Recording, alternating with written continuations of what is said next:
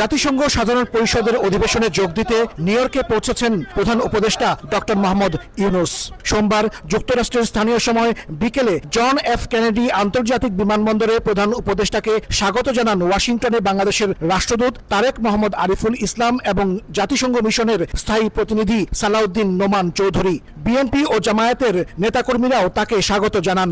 এই অন্তর্বর্তীকালীন সরকার হয়েছে, সেই সরকারটা আমাদের সরকার, অতএব এই অন্তর্বর্তীকালীন সরকারকে রক্ষা করা, সার্থক করা আমাদের দায়িত্ব। যুক্তরাষ্ট্রের মাটি থেকে যুক্তরাষ্ট্রের যুবদলের পক্ষ থেকে তাদেরকে অভিনন্দন জানাতে জন্য আমরা এখানে এসেছি।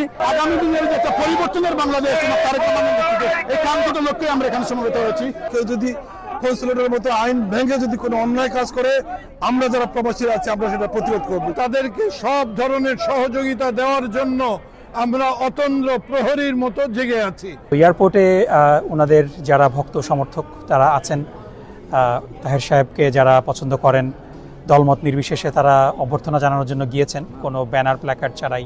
এর আগে বাংলাদেশ সময় রোববার রাতে নিউ ইয়র্কের উদ্দেশ্যে রওনা হন প্রধান উপদেষ্টা ডক্টর ইউনূস।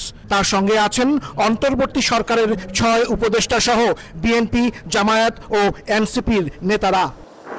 প্রধান উপদেষ্টার সফরের অগ্রবর্তী দলের নেতৃত্ব দিচ্ছেন পররাষ্ট্র উপদেষ্টা তৌহিদ হোসেন। দুদিন আগেই তিনি নিউ ইয়র্কে এসে পৌঁছান। রোববার জাতিসংঘে বাংলাদেশের স্থায়ী মিশনে সময় সংবাদকে পররাষ্ট্র উপদেষ্টা বলেন, অন্তর্বর্তী সরকার তার বিভিন্ন কার্যক্রম ও পদক্ষেপ বিশ্ব দরবারে তুলে ধরবে। হাই লেভেল সেগমেন্ট যে 3-4 দিনে, ওখানে 26 তারিখে উনি তার বক্তব্য রাখবেন। সেটার আপনারা তখন জানতে পারবেন যে এক্স্যাক্টলি কি। এটাতে তো ন্যাচারালি তার সরকারের যেই এজেন্ডা সেটা সম্বন্ধে উনি বলবেন, আন্তর্জাতিক বিষয়দের উপরে উনি বলবেন, এগুলি তো থাকবেই। পররাষ্ট্র উপদেষ্টা জানান, 26 সেপ্টেম্বর জাতিসংঘে বাংলায় ভাষণ দেবেন ডক্টর ইউনূস। পরদিন অভিবাসীদের সমাবেশে বক্তব্য রাখবেন।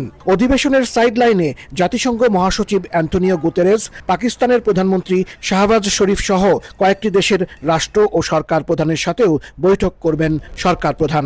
দেখা হবে মার্কিন প্রেসিডেন্ট ডোনাল্ড ট্রাম্পের সঙ্গেও। এমনিতে যুক্তরাষ্ট্রের প্রেসিডেন্টের সাথে তো একটা ওই যে ডিনার, যেটাতে উনি তো অ্যাটেন্ড করবেনই।